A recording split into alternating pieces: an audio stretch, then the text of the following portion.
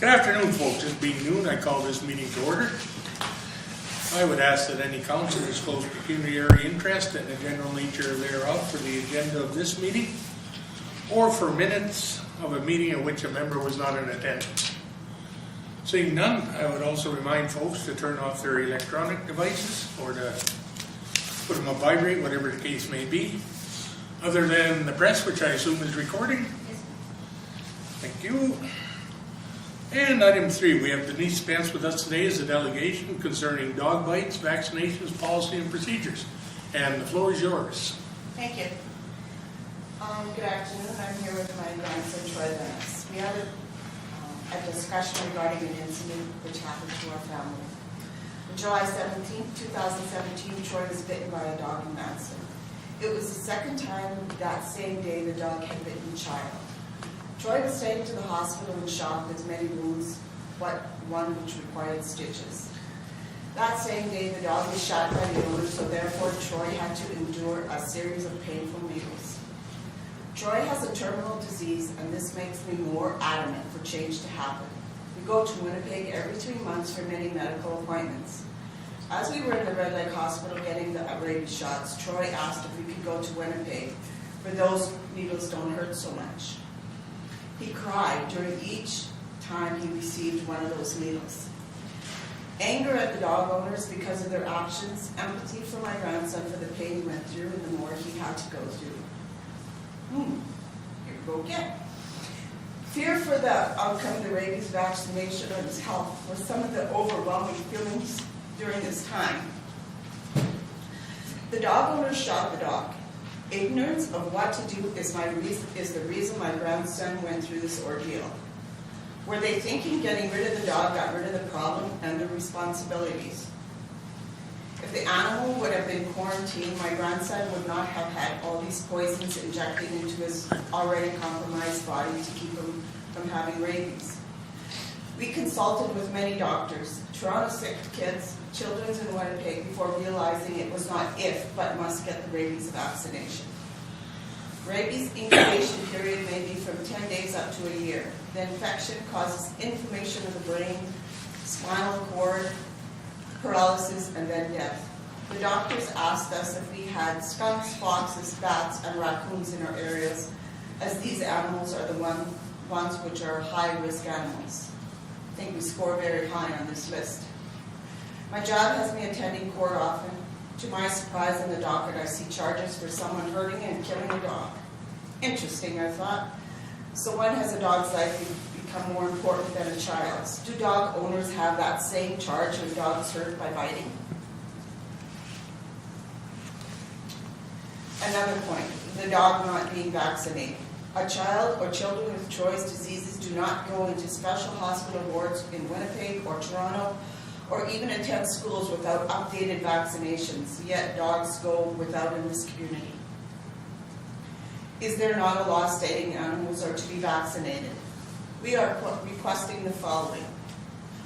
A protocol between the hospital and municipality, so if someone is brought into the hospital after being bit, that the hospital call the municipality to have the dog immediately quarantined, and if no one is available, the OPP could then respond. Owners to provide proof of the animals being vaccinated. Number 2, without questions, animals to be vaccinated. Number 3, a yearly awareness program of what to do if your animal bites someone.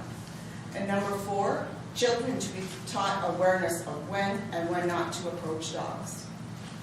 When we see the commercials for drinking and driving and how devastating that can be because of poor choices, I think the public may need to be aware of the effects of what happened when a child is bitten by an unvaccinated animal.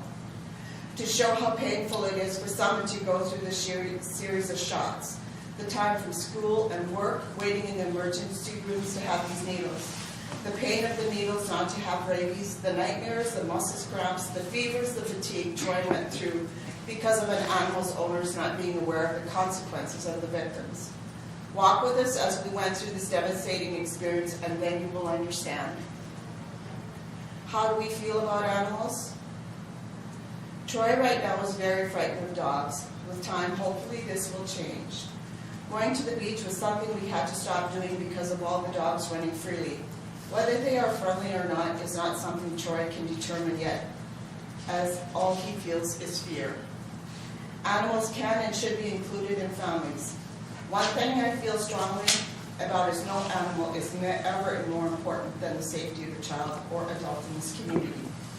Where are you as a council stand protecting children and members of this community regarding this matter?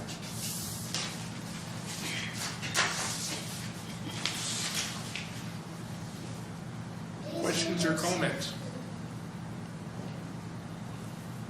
Troy has something to say. Hi, Joy. Please make it safe for me.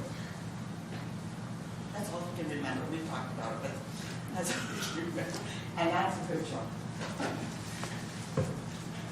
Mr. Mayor. Hi Troy, we had dinner the other night at the same table. Yeah. Yep. So I think it's incumbent upon any society, not alone Red Lake, that we always put the risks of people ahead of animals. That would be without saying. And Troy, I'm sorry to hear you got bit by a dog. It's traumatic at the onset, let alone the repercussions and the consequences that evolve from that situation. So I hope all is better now than it was that day for you. But no, I just more of a statement is that I certainly think that people will always take priority over animals. And that's one of the largest tasks that we're charged with as elected people, is to look after our people. Just my feeling. Do we have a vaccination bylaw?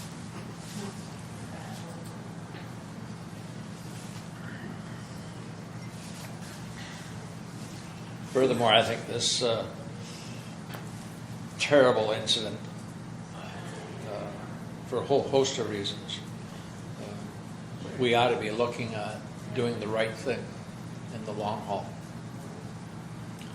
And I would suggest that we investigate our animal interaction bylaws, if you will, for lack of a better term right now.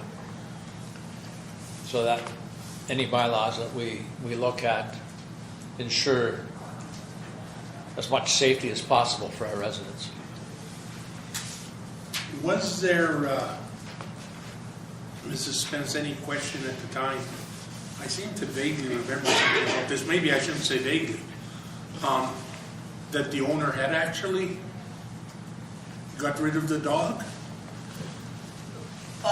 We were told that that day they shot the dog, which was the worst outcome for us, was they shot the dog. Because then it couldn't be tested. Yeah.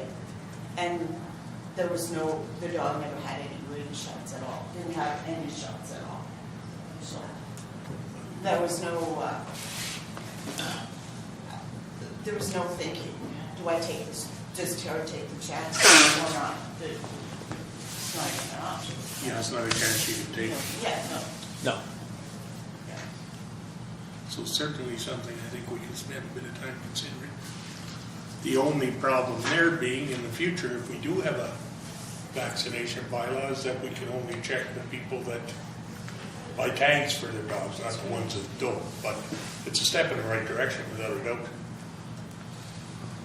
It's always, Go ahead, Councilor. Well, I would have assumed if this dog owner just went and got their dog shot after biting a person, he probably, he didn't obviously think of the complications when a person gets bit, to keep his dog under quarantine or in a cage or something until somebody came look at it. Good chances is probably didn't have even a registration here in the town office. That would be interesting to know if the dog owner even had a dog tag, let alone think of bringing in other documentation. I mean, I don't know the people we're talking about, but chances are it would only be common sense that if my animal bit somebody or even snapped at somebody and broke any skin or anything on anybody, my dog would be certainly kept in a cage by itself until we got notification from a medical authority that, the child or the person, whoever, is okay and that the dog is not carrying anything. Because, you know, that's an annual inspection that you do of your dog if you take it to a vet to get all your dogs, their needles and stuff. You know, as a dog owner, you should make sure that their items are all up to date so that there's no, you know, chances of somebody like Troy going through that. Plus So- another little girl, there was also. Oh, there was bit. two here. on Yes, this that was day. the second time he bit that day. So there was two of them that went through it. And that was the same dog, correct? Same dog. So the dog obviously likes to run, or did like to run. So that's what I'm asking for, is awareness for people.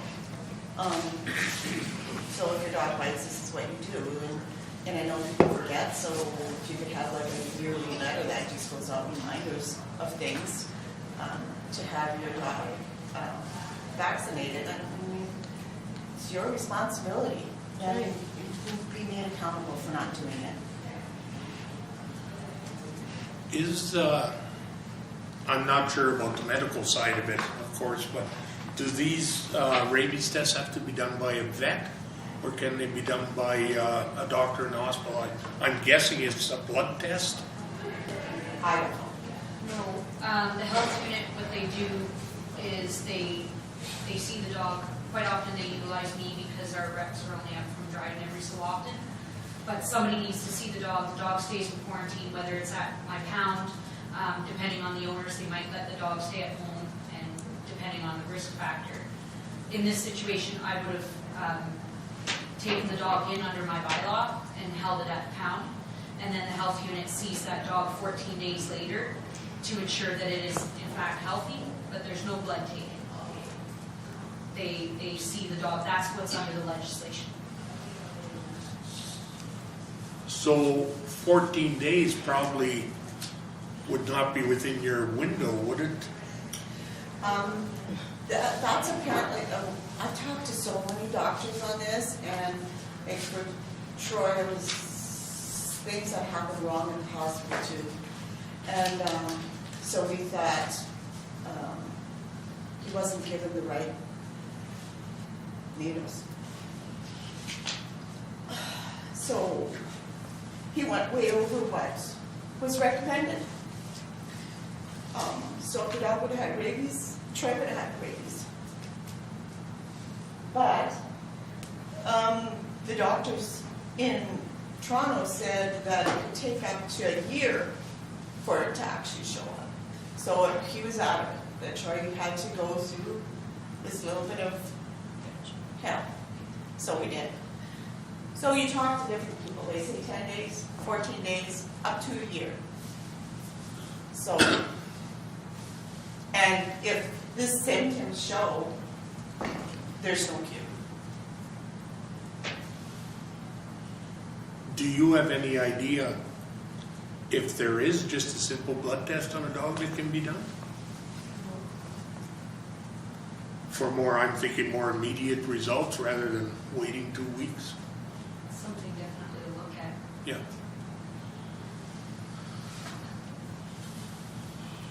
Any other questions or comments? Mayor Linner? Again, most of our pet owners are quite responsible.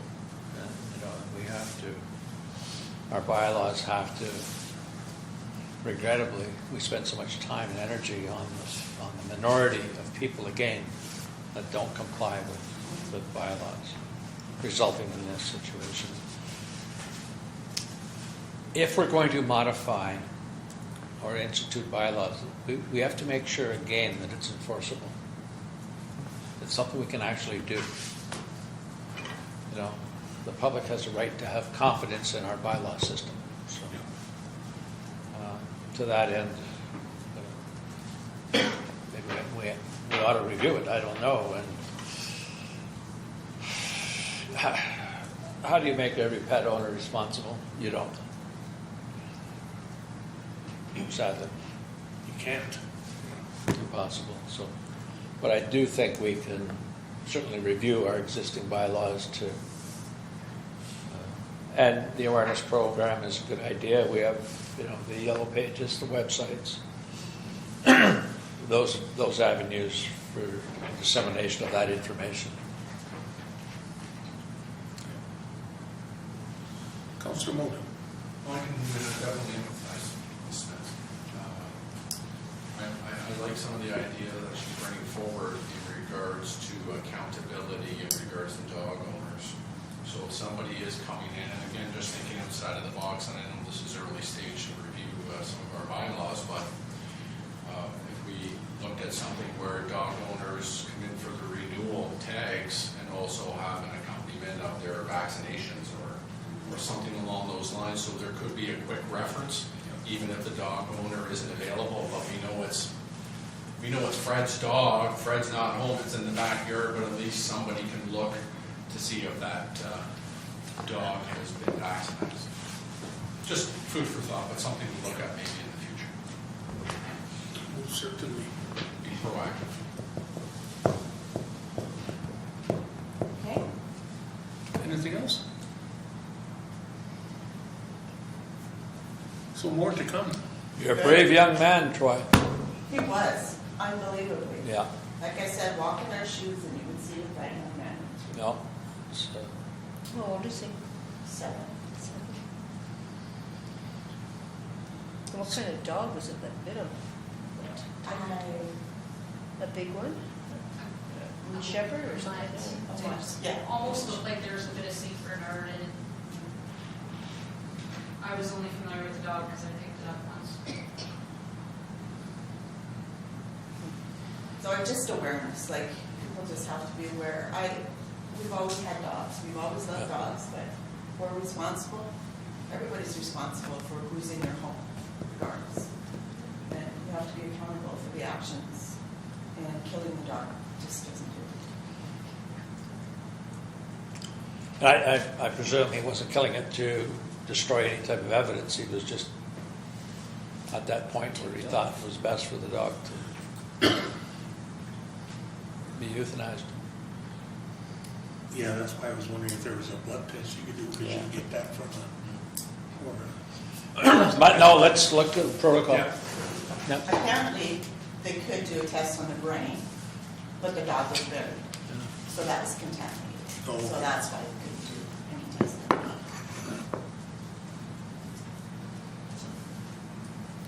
Anyway, thank you. Thank you. Thank you, Troy. See you, Troy.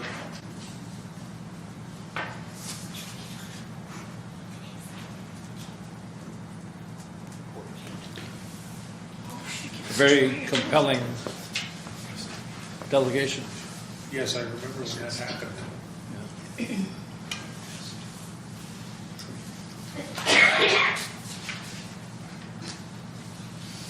Okay, 5.2, Section A. Clerk report. Mr. Chair? Oh, go ahead. Just Councilor. before we move forward, so is there going to be a direction to staff to review this? Yeah, I think it's clear that we're directed to look at our bylaw pertaining to animals. I just didn't hear any of that conversation, so I was just. The one thing is, I mean, and it was suspense last point, is awareness, so we can get something out immediately on awareness for dog owners and the importance of vaccinations. So we'll do that right away. Sounds good. Clerk staff report regarding the 2018 elections update. So elections preparations are well underway for the 2018 municipal election. And at this time, I wanted to bring to council's attention certain items that are within council's authority to implement if they so choose. So one of these items is languages of notices and forms. The prescribed forms, those that are set by legislation, shall be provided in English. They may also be provided in English and French. And other forms, notices, and information may be provided in English, French, or any other language, providing council passes a bylaw permitting such. I was just wondering if there's any direction in terms of implementing a different language other than English, which is mandatory. And just if there's any direction regarding that at this time. Because there will be preparation involved with that. And I'm assuming the cost. Cost as well. I can comment, this is very preliminary, but I can comment that Lookout had OG3 in 3 of their elections, but it was very costly, according to a staff report that I reviewed that went to their council, and they discontinued. So that's just for information for council. But if you wish to pursue, then that's up to council. Council Moda. So a question with the new revision, I believe, with the upcoming elections, we decided on telephone and internet voting. Correct. So that being said, if we added a language such as French, when you go to call in on the telephone system, there would be a menu for Francophone and English? When I say prescribed forms, I'm talking about nomination Correct. papers. I'm talking about the EL15, which is to have a person's name added or deleted from the voters list. Those are prescribed forms by legislation. In terms of voting, I think it's the French language ballot that has to be both in English and French. Okay. And we will have, I believe, the option of having it in English and French on the audio. And I'd have to check though for the internet. But I'm referring more to the forms. The forms. Yes.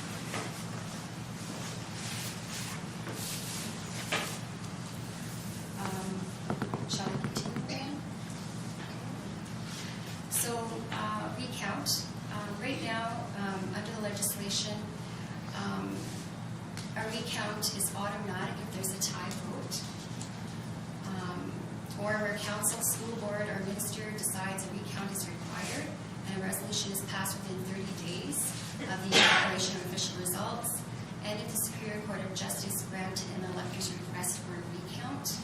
Under the new legislation, council can adopt a policy which dictates when recounts are being conducted in circumstances other than those permitted by the Act.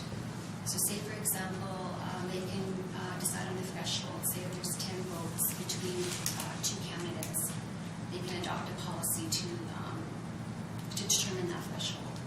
So this is also a council's discretion to implement. Mayor Bennett. How do you recount an electronic vote? The results are the results. It could be maybe the information perhaps didn't You'd have to get go us to- directly if there's a human component after the election. You can't do anything about the computer software. It is what it is. But maybe giving those results to the clerk, that human component, that could be Well, would that justify a recount, or would that be an administrative? it could be an administrative. I just don't know how you, You I can't. guess maybe I'm not savvy enough, but I don't know how you recount electronic voting. You can't. It is what it is. Yeah. Whereas vote by mail could be a matter of feeding them into the That's exactly right. Or looking at the ballot and making that decision whether or not it's spoiled. Manual, of course, there are opportunities for errors, absolutely, because there's that human component. But this is all digital. So you are correct in saying that. Yeah. Okay. Council Mayor. Question on this, and I know we've decided to go like internet and telephone. My question is, this is contracted to a certain company to do this, and I'm assuming you're going to go on and get a million questions before you actually get to vote on it, on who's going to be on it. But it's not local, it's not here. Nothing to do, the telephone operating system could be, Lord knows what is going to be told to us. Could be in Toronto, could be in Thunder Bay, could be in Winnipeg. Do you know where the main system is that we're even phoning into? Let alone knowing about recounting and all this sort of stuff. Where is the information going to be stored until the election night results come? Obviously, it's not in this building, I don't assume, or is it? No. It's outside of here, It's outside. somewhere. Mhm. So There we is just that- phone a yeah. number, it's like a 1-800 number, and we do all the story, they tell us, and they finally say, okay, English, and then we tell them what we want. Okay, now that's your vote handed into God knows where. Like, that's where I'm asking, where is that procedure that we do go to before it's even counted, to know whether we're going to get a tie vote or not a tie vote. Just where is this document going to be held by each? That's going to be a standard question that's going to come up.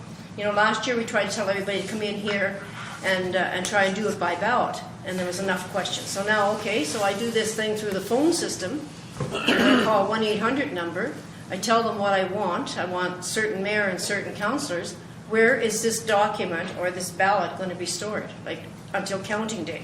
It's on their server, from what I'm understanding, and they'll give us the results. And we don't know where the server is, or we don't know who's got it. I know they're based out of Quebec, but I don't know. I Oh, can find that information wonderful. out for you, though. Does it matter? Yeah, I kind of like to know where stuff is going. I don't like unknown factors. We had a change is not always great for people, some people. To be offshore. I'm thinking whether it's, and this is just my thoughts to respond, whether it's stored in this office over here, this one here, or in Winnipeg, the results are the same. Could be. I'm just asking, it's just a question that's going to probably come up. Where is the stuff, where is it going to be stored? At least we had some confidence other years that it comes in a ballot and it comes to real people. So now we're playing around with electronic type system, whether it be internet or telephone. You're giving them your information, which is personal. It's going to be kept by somebody. I don't even know if we're going to talk to anybody wherever this place is. But where is it stored until the night that somebody's going to count it somewhere? You know, there's gray areas as to what happens when you tell me as a general public person, this is our new system. This is the process. We all know how we sit and wait forever to go through and do things on the telephone or the internet. But where is it going? Is it in the Kenora district or? And then who's going to be counting all this? Like where is it being counted? Obviously, if you find out where the stuff is being stored, then that's probably where it's going to be counted. And somebody's going to come back to you as a clerk and tell you the results. It's tabulated by a computer system. What's that? It's tabulated by a computer system. Yeah, okay. So they're just going to come back 5 or 10 minutes after the polls close on October 22nd and say, these are the 5 people. This is the mayor, this is the 4 councillors. That is correct. Great, thank you. Any other questions? I have one. Go ahead, Councilor Goodman. Yeah, I guess I come back to my big thing is the people that have the access to the phone and the access to the computer, and there's people who just don't have it, and there's people that, you know, can be helped to get it, but aren't going to be, you know, I worry about those people's participation, the old people, and you know, some of our native people, put it that way, because I know for a fact, over the years I've always driven people to the polls for different things. And I don't know, like it's too bad there's not a place or some way that we could let them feed the computer through somebody local. You know, without, I just don't know, like how are they going to go on the phone? Most of them don't know what the heck they're doing before they start, you know? They can't believe, I don't know what's in his phone, you know? I'm telling you, it's lots for some people to do that. Maybe we could start an education campaign earlier on.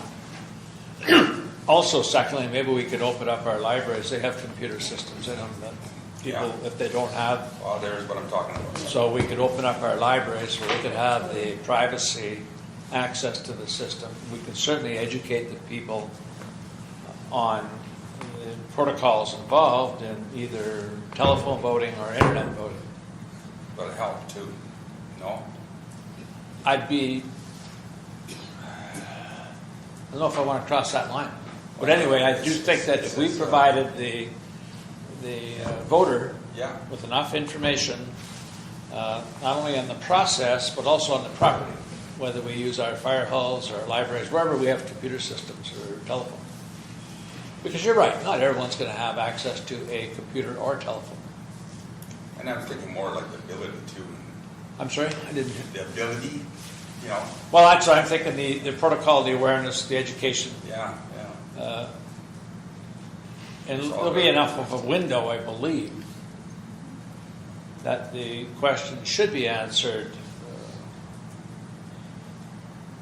It may, the driving we may still have to see that we have, the respective candidates will see that they have drivers to get their people to the polling station, to the appropriate, not polling stations, but telephone or internet. We will have a computer set up here, a laptop and a telephone to allow people to come in here to vote. We are looking at the libraries. We are also looking at the rec center. We are compiling a list of organizations that we will do outreach with and provide demonstrations on audio and internet telephone voting. So there is assistance. Yes. Education. Assistance. Oh, it's just change. Yep, it's different. It's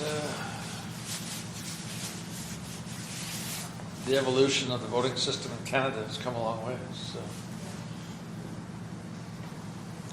thanks to Nellie McClung.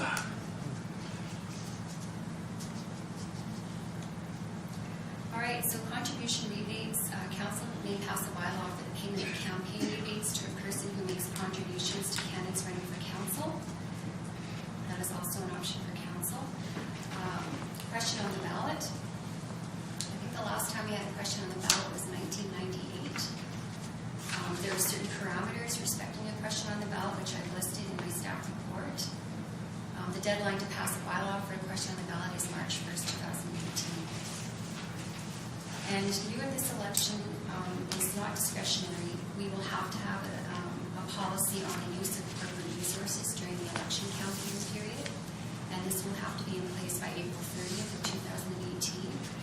So that's, for example, if a candidate wants to use our municipal newsletter for campaign purposes, that is not permitted. You would actually have to have a policy in place outlining those things. So if there's any direction regarding any of these items, if council could please direct at this time, because there is preparation involved with some of these initiatives. When you say corporate resources, Yes. would that also include contractors that work for the corporation?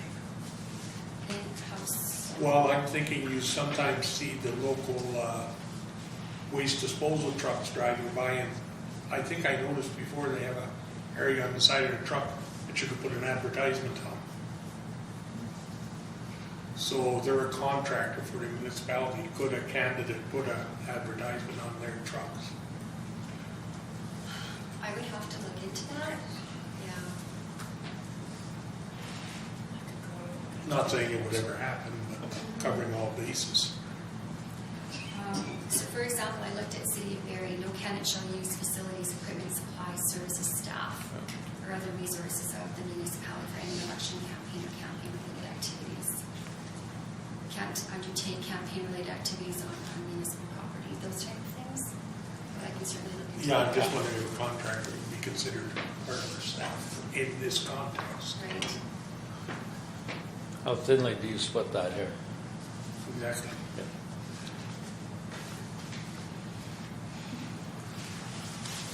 So any questions, comments, direction on any of those items? Pretty straightforward.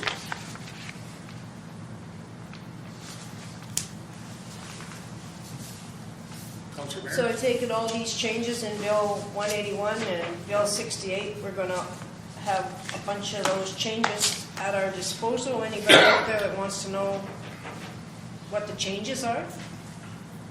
They come in here, ask you what all the changes are? Absolutely, and I've attached a calendar Okay. to my staff report outlining all the deadlines, all the things that have to be met. Okay. So anybody who's interested in running for a seat or a on this council comes and sees you and asks you all these questions because they may not even have a clue what Bill 181 is or let alone what the changes are. So Right, and that's why I've been bringing updates to council on Bill 68. Yep. is to try and bring to the attention of council and the public Okay. regarding some of these changes. So that you'll advertise too when it comes to the time, so people all know. Yeah, and this is the purpose of this report, Yep, so that council and the public are aware of some of these things. sounds good.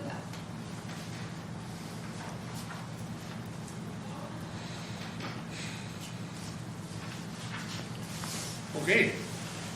Moved by Councillor Mota, seconded by Councillor Barron. Resolved that the Committee of the Whole hereby recommends the Council the acceptance of staff report number clerk 2017-07 from the Clerk's Department regarding 2018 elections update. All in favor? Carried.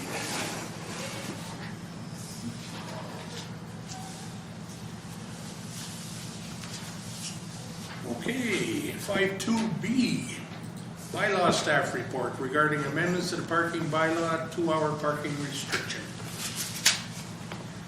All right, so the recommendation is that council approves amendment to the parking bylaw, respecting 2-hour parking restriction, particularly from Gold Shore to government turnaround, and the bylaw enforcement officer is here to answer any questions that you may have.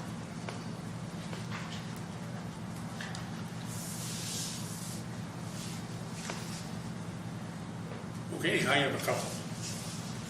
I think it said in here that we're considering striking that area from Gold Shore Road to the turnaround because there's been no complaints there. Is that correct? Correct. So how many complaints, my question is, how many complaints have we had from the dentist's office to the Bank of Commerce and from the Bank of Commerce to the Lakeview? Several. I don't have the numbers in front of me, but several. It was, it's gone on for a period of a couple of years because it was never enforced previously. And when we took over parking in 2015, it was the overnight parking that had come to our attention for public works purposes. But the complaints were also very high in that area. Chiropractor was the main. And then when the business went in at the lights there as well. We got complaints for people trying to go to the dentist. So am I to assume then that since we've had no complaints from Gold Shore Road to the turnaround, there's nobody illegally parking there? Absolutely, but nobody's complaining. The only complaints I've received in that area are when they get tickets. Okay, I'm confused. We don't respond unless there's complaints. We haven't had any complaints, but people have got tickets. It's not coming together for me. If nobody's complained, how did they get tickets? Because I was enforcing the bylaw as it is in black and white. So there are still people parking illegally there, but now what we're saying is Absolutely. we'll go ahead and allow that. For the circumstances, it's never been enforced. It was put in force, I believe, 2008, and it was never enforced by OPP until 2015. So when we started enforcing the entire street, we ran into issues because that is, back in 2008, I'm not sure if that was the courthouse back then when that bylaw went into force, but the issue is there is a lot of vehicles in that area that attend court.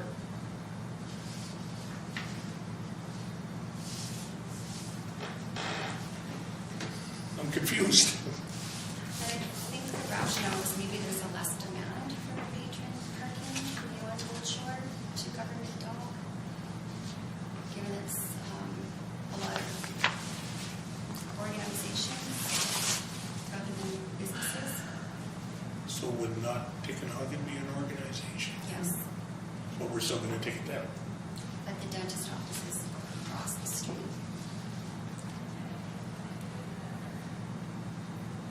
Okay. Councilor Mona. Just a couple questions. When you looked at that parking, and I'm thinking down by the dentist office and Tikanagan across the road there, I recall having a discussion in this council chamber here last year, I believe it was, in regards to the congestion of traffic that has now taken place since Tikanagan has occupied that new premises on one side of the road. And I thought we were gonna look at maybe the potential of a no parking on the one side because of the traffic congestion along there. Because if you're coming through there now and people are on both sides of the street, it's difficult to maneuver two vehicles traveling in opposite directions there. And I thought we had a discussion here. Maybe I'm wrong. We may have had a discussion, but I don't recall any direction. Okay. But if council wishes for us to pursue that, then that's council's wish. We can do that. It seems to bottleneck just in that area right there. Mayor Bennett? I think a lot, I don't recall the no parking conversation, but nonetheless, it could have occurred. I think the problem, one of the problems is in the summertime when the lines are visible, the parking lines are too wide. So people tend to park. Out into the street. Yeah, so instead, if you walk down the sidewalk, you'll see these cars are significant because of the width of that marked parking area. I think they were just too aggressive in their line painting. Because, if the cars are parked properly, the roadway is wide enough for traffic. But when someone creeps out, it'll create a bottleneck. I think it's because of the line painting. I really do. I certainly agree with you. And the explanation, I actually asked about that from the folks that were doing it, when they were doing it. And the explanation I got is that's how far your door will be if it's open. But I agree with you. If people park right out to that 90-degree line, you're 2 feet away from the curb easily. Well, easily. So now you're putting your driver's wheels onto the painted line. Yeah, you will have a bottleneck. Either that, or you're going to be clipping mirrors on the way by. Well, it's as I was saying, two-way traffic going through that one particular area makes it difficult to maneuver, especially two pickup trucks. Now, if you add a larger vehicle, a truck moving goods through there, you can't. You have to wait for traffic to pass, especially if you're up by the CIBC area. So I'm throwing that out there, yes, about the bylaw piece, but I think we also need to take into consideration being proactive. What are we going to do in that area? Yeah. Whether it's repaint the lines or look at no parking on one street or something, but it's difficult, especially with people parking up on the one side. And if you're pulling out of CIBC, turning right to go to the lights, forget it. Especially if there's cars parked along that side, because your vision is blocked now from oncoming traffic because you have to go out and to look to see if you're clear, looking to the left towards the bank and to the right towards the lights. And it's very difficult. Trust me. And in the same vein, it's really no easier turning off Gold Shore Road onto the main street, turning right. Because you have vehicles right up to the corner. And if there's traffic coming the other way, there's not room to turn out. So it's probably the same as what you're... Especially in a half ton. Unless we create some zone where you make those turns right away, a no parking zone for the 20 feet or something. Something like what we did here on 5th Street. Is it 5th? Yes. Because the main street itself doesn't get any wider. No. I've plenty of times driven down that street hoping that the person coming towards me is going to move to the right a bit. Correct. Because they tend to, because of those lines again, I think move more to the center of the road. So maybe that's a big part of the problem is where those actual lines are. Mayor Bennett, did you have? I think the lines are too wide, number one. Yeah. Secondly, the pink area on this map, right now that's a 2-hour bylaw. And if you're suggesting it becomes open season, right? Yeah, eliminating 2 hours. Yeah.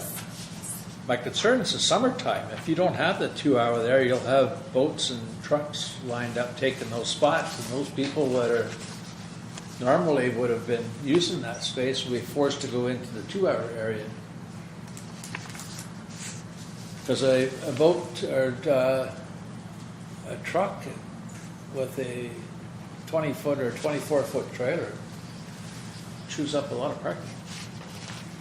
So they could now legally park right. They in can front park of there, the they can go building. fishing and leave their vehicle there all day. Go fishing. And you're gonna well, They already. right now it's a 2 hour bylaw. And people already do that because there's a lawn trade there and people park their boats or their trailer with their truck and you leave it there. And if you go fishing for the day at the turnaround, people leave their trucks there because they have no other place to put it. But there's a 2 hour bylaw, so they just pay the ticket. Just saying. I believe, and correct me if I'm wrong, Beth, the signage ends at Northern Waterworks for 2 hour parking. And then there's 4 parking stalls at Government Dock for 2 hour parking. According to the bylaw, it goes through those 4 as well, but the sign, there's just a post there now. There's no longer a sign there. I'm assuming maybe there was at some point, but not since I started taking over parking. But there's no 2 hours on the other side of those 4 stalls, right? No, the other side between the no parking signs, they are allowed, you can fit a couple trucks and trailers in there. And that's not 2 hours. So pretty much up to the OPP. treasure house there. Yes. You can And get, across the You street. can be okay along there and behind it towards the dock. you can get 3 trucks and 3 trailers in that spot. Yeah, it's not a huge area, but, and some people seem to be, I don't know if they have permission, but they park at Green Airways, but they could very well be their customers, I don't know. Yeah.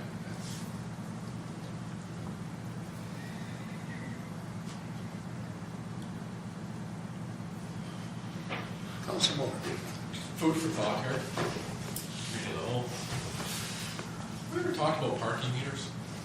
Never been brought over as a revenue generation for the municipality?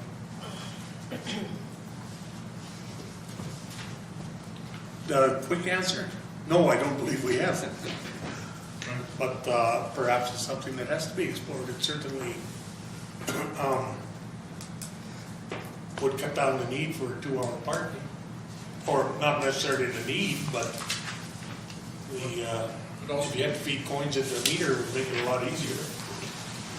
It would also generate revenue for the municipality.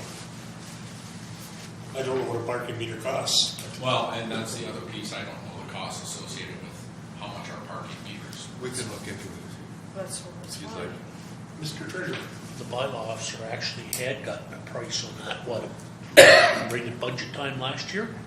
Yeah. Yeah, and there's all kinds of different sorts of meters, but we were looking at a minimum of like $30,000 to get them put in.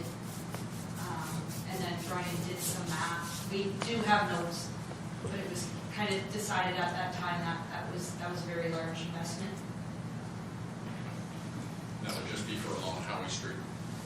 Yes. Just along Howie. Mayor Bennett?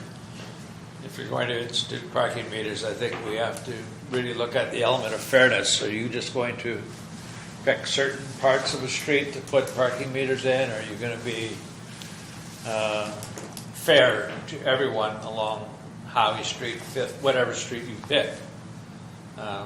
Firstly. Secondly is I'm not sure the business community would buy that, nor would the public, that someone wants to just go pick up their mail, which I'd really have to take a good hard look at it, you know, and for the sake of parking, I don't know what kind of traffic volume and the money that would generate in the course of a day, week, month, year. You know, I want to be careful we're not nickel diming everybody forever. It would have to be, you know, a very sustainable parking process, and I think that parking meter, you know, we have paid parking now in our one paid parking lot in Red Lake, right? That's the only one that I know of. We have some parking at the airport through Thunder Bay Airport.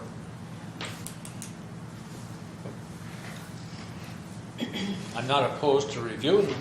I just want to make sure if we're going to do a review, we really institute the element of fairness. And at no time would I want to be unfair to the residents of the community, so I think, of course, asking for a staff review on something like that may just bring us information where it can come back to the table, we can have a discussion about it. I'm not saying it's the way to go for the future, but it may be one solution to many of the problems identified for the parking. I'm not saying it is the solution. I'd be concerned if we were cherry picking the hotspots.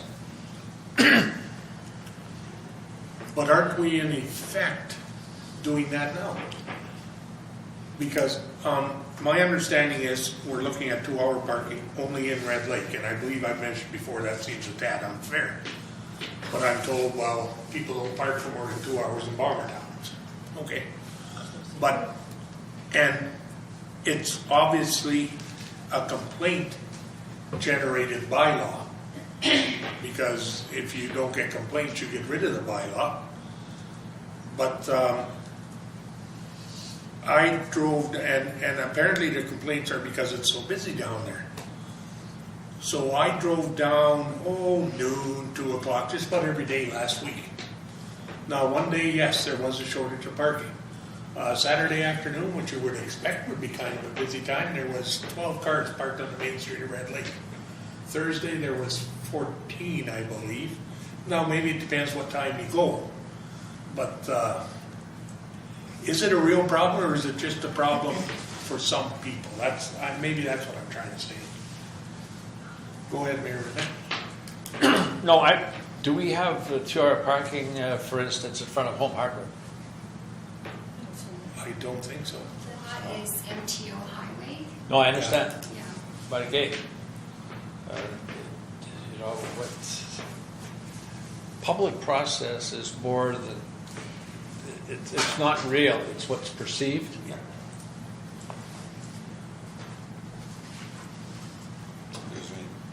Go ahead, Councilor Is Goodman. there a possibility that 2-hour parking in general is the problem? Because, and it's got to be consistently, what do you call that? Enforced. And I think it's that lack of, and I'm not pointing any fingers, but I know of a situation where one lady got a job downtown. Her first day of work, she parked in somebody else's spot or did something. And she got a ticket. Well, she quit her first day and said, stick that ticket over her, where it belongs. And I felt bad for her, but what are you going to say? That's the law. And stuff like that happens. It's just not consistent. And the 2 hours, does it matter? I don't know. If we didn't have it, The only thing people would complain about was there's nowhere to park. And so you got to park somewhere else and walk farther. I don't know. Go first. I'm probably more concerned, right, I don't know what 2 hours is all about. Why did we pick 2 hours to start with? And why isn't it 1 hour, or why isn't it 3 hours? And getting back to your point, I think, from what I recollect, the 2-hour parking was installed to make sure customers had access to the businesses. Well, if a shopkeeper wants to park his and their employees' vehicles in front of their store, I'm sorry, you can't legislate, you can't write common sense into bylaws. So it certainly creates less empathy for the shopkeeper. And I think your Home Hardware example is a very good one. Even though that is provincial highway, that's an area where there's not a lot of parking. And it'll be better now, there's not that big dip right in front of it, but there's is it still called North American or Home Hardware across the road? There's that there, there's the Home Hardware, and quite often it is hard to find parking in that area. But there's no 2 hour there. Because there's a lot of driveways, and see, Yeah. Well, there's NWHU across the road too. well, they have their own parking lot, but it's still. And correct me if I'm wrong, Beth, because it's MTO, our bylaw doesn't cover that section, is that correct? Correct. We have no authority over that road. That's what we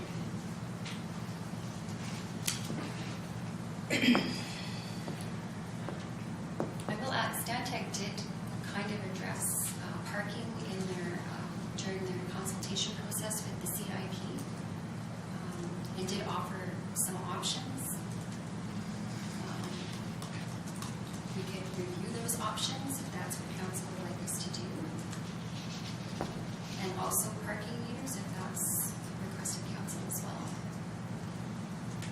I'm personally, and I'll only speak for myself, kind of on the same page as Mayor Burnett when it comes to parking meters, is you're just targeting one section.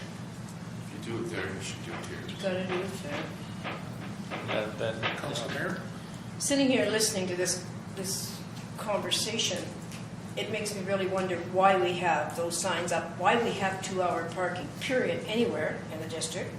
I've gone to Red Lake many times. There's always been openings. Yes, you may have to walk a little piece.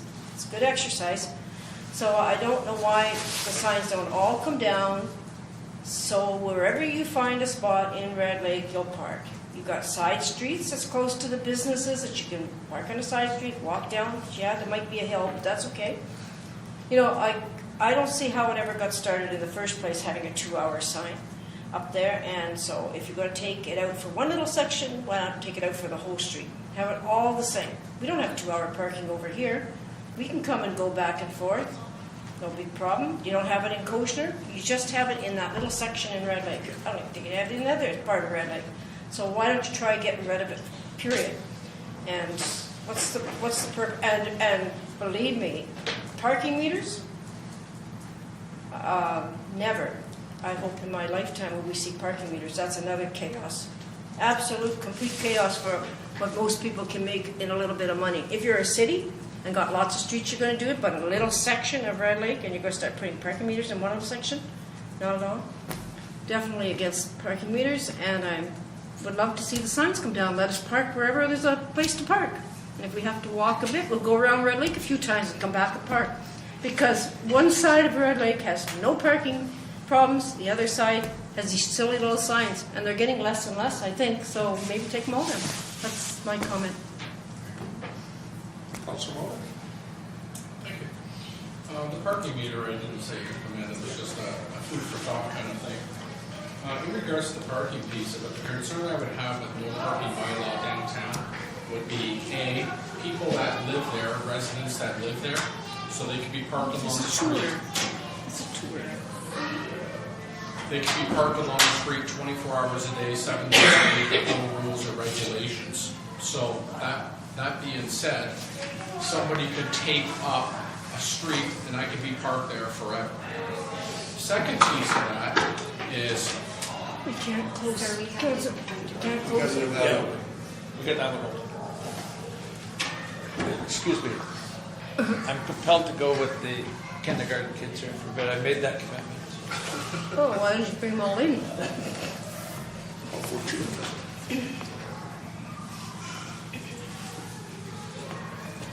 Can I carry on now? Or? Yeah. Yeah. Good. The second piece of that is other businesses already pay for people to park up top, which they're paying a monthly fee or yearly fee or whatever it may be. So we're going to lose that revenue as well from those areas because those people, why am I going to want to pay to park when I can park for free on the street?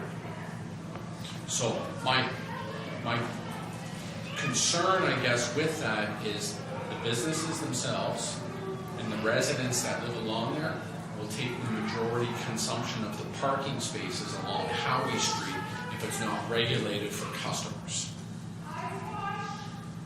So if I'm at work, I work downtown, why am I going to pay for a spot up top where the municipality is? I'm going to park along the street where CIBC is and leave my car there for the day.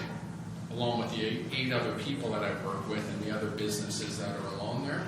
So when I come down to do banking, just for example, where am I gonna park? The other side of that is, just to play devil's advocate, my understanding is this bylaw was originally put in place because of complaints by the businesses that no one had a place to park to shop in downtown Red Lake. But the simple fact was, most of the people parking there were employees of the businesses, so they were their own worst enemies. For sure. So somehow we put a bylaw in place because the owner of a business didn't want to tell his employees you can't park there. So, it's odd. It is. Councilor Goodwillie. That's exactly a very good point. And that was one of the biggest old problems that brought this to the table 20 years ago or whatever it was, in Red Lake Old Council, I guess. And it was, I would park my business or my vehicle in front of your business all day so the parking was available in front of my business. And I used to have to walk half a block. And, you know, there was people that had businesses that were managing, and they didn't really care. And he just passed. He used to park his big Oldsmobile right in front of the bank. Right in front of it. It was like it was reserved for him. He didn't give a damn if the customers walked 10 miles. You know, so there is always going to be different personalities, different. And the other jealousy thing about, free parking on the main street, I get that all the time from somebody who you know, you probably do too, is a lady that has parking up on the hill, and it's really bad in the wintertime, because if they don't plow her parking spot, before anybody else has even plowed, she's complaining that she's got nowhere to park, and they don't want me parking on the main street, you know? So, we should, it's a good chance to look at it and try and smooth it out. Yep. Councilor Moore. I have a question on bylaws. Just out of curiosity, I don't know if you come across this. So somebody's parking along Highway Street, for example. You've noticed, come across there, I'm assuming chalk tires. So chalk tires, and then you come along 2 hours later, and I've moved my vehicle a foot. What happens at that point? 2 hour triggers in? It's my everyday life. Yeah. Well, that's why I'm asking. They watch me out the window and Yeah. they come down, move their vehicle into the slot ahead. So they move a foot, now they're good for another 2 hours, Yep. and then they saw you Carry jog, on. and then they just move it a foot this way and a foot that way. And it's a game. Yep. It's a complete game. So I can empathize with Beth, or my boss. I can empathize with her job, but what are we doing to be proactive to assist her with that piece of it? Because if I'm playing the game along Howie Street, moving a foot here, 2 hours I run out, moving a foot back, I'm good all day. And those people are taking up those spots if they're employees of businesses along there, or whatever that case may be. So that's why my thought, I said, go ahead, my thought was, well, maybe a meter would be something of value to explore. At least we know you put a coin in, whatever the coin is, it's measured on time, and you can't be moving spots here and there and everywhere all day. And I don't know if that would be a good revenue generator or not. I have no idea. It's certainly worthwhile looking at. One of the options to look at. Because I can truly empathize with our bylaws for people doing that, and they do it regularly along there. Down your signs, because if you stick parking meters, you'll still run out to feed the parking meter 5 minutes before. They do that all the time. Downtown Dryden, they do that all the time. They run out, you put your parking meter in, your coins in, you know you got 2 hours, 5 minutes before you go back and feed it again. You keep feeding it all the time. But at least we're getting revenue from it. Well, So some preliminary numbers have been done, but I mean, it has to be a full cost analysis. Of course. So if we're investing 30, when do we get that 30 back? Exactly. If it takes us 15 years, is it worth it? I agree. The clerk had mentioned revisiting what Stantec had did through the CIP process. Perhaps we could look at that again and and see if there's some ideas as well. So And like I said, I'm not saying parking meters are the way to go. It was just an idea for something to explore. Maybe it is something, I don't know. But just for informational purposes, because we're not getting any farther ahead by people moving around. Either we have a bylaw, we enforce it, or we let people move a foot every 2 hours to change spots. Which really hasn't changed anything. Which doesn't change anything anyways. Councillor Grant? Really reading her bylaw near the end there, when she gives us all these options, it doesn't sound like this here 2-hour parking brings in a great big fee anyway to this organization. If I read that right, there's a very minimal loss of revenue.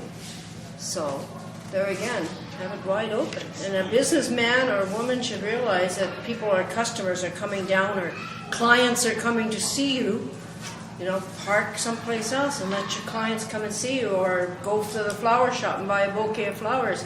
It's common sense. If I was a businessman or woman, I would park somewhere else and my customers would come first, or my sort of thing. So I don't see anything wrong with opening it up. She's not obviously getting a lot of fees and fines out of that section, so open it up. I think everybody should have no parking down there. It was a pain. I worked down there, I can tell you, at the OPP. I've also worked at the Friendship Center for 8 years. It was a pain running down and moving car. And you couldn't get a town parking meter. You could not get a town parking space. Well, that's kind of the thing I was thinking about. Only few of them. When you go from Gold Shore Road to the turnaround, the people charged in those years where there was no complaints of enforcing the bylaw were probably the same people parking there because they worked in that building. Yeah, that's right. Councillor Goodwin. Something that we haven't brought up, but we might double the work for bylaw enforcement. Oh, sorry. But what about 1 hour parking? Oh, my. No? Because that would encourage come and go customers type. And, other users would be encouraged to find somewhere else to park. But I'm just talking about encouragement. plus it would be more difficult for that person that runs out every 2 hours. Yeah. It would be. They'd have to do it every hour, and maybe their employer would notice that and have to take issue with it. I like that. Then you got no time for lunch. Don't go to leave. And just as an aside as well, and I don't think I'm telling tales out of school, part of the reason for the paid parking behind, I'm going to call it the old Hudson Space Store, is there's also electricity there, right? Some, not all. Yeah. So would we be safe in saying we'd like staff to look into this and maybe come back with a report of different options and the ramifications of each perhaps? Sure. If there are any, or if you can Sure. look into the future and rub your crystal ball and see what's going to happen. In the meantime, stay status quo. Status quo until. Yep, stay where it, but look into it though. So that There's only one changes, complaint yes. we're hearing about. There was one letter complaint. That's all there was. So I'm going to read this resolution, moved by Councillor Goodwillie, seconded by, I don't know if I can do it now, Mayor Burnett. Just to be safe. Seconded by Councillor Moda. Resolved that the Committee of the Whole hereby recommends to Council the acceptance of staff report number bylaw 2017-01 from the Bylaw Department regarding amendments to the parking bylaw 2-hour parking restriction. All in favor? Wrong answer. If we're going to leave it as status quo, we're not in favor of amending it.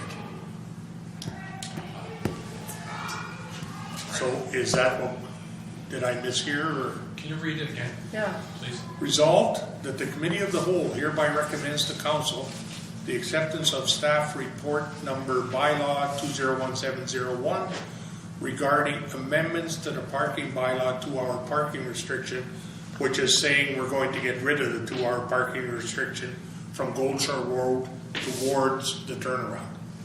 And I'm in favor of that. It's because we're asking for a review. Yeah.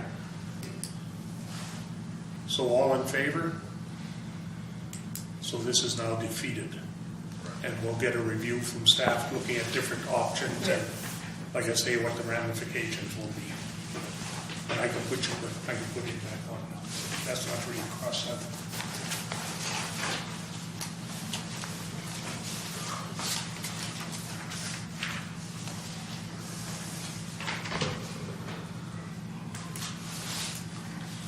Moved by Councillor Barron, seconded by Councillor Mota. Resolved that the Committee of the Whole hereby adjourns to meet again at the call of the chair. All in favor? Carried. Class 2.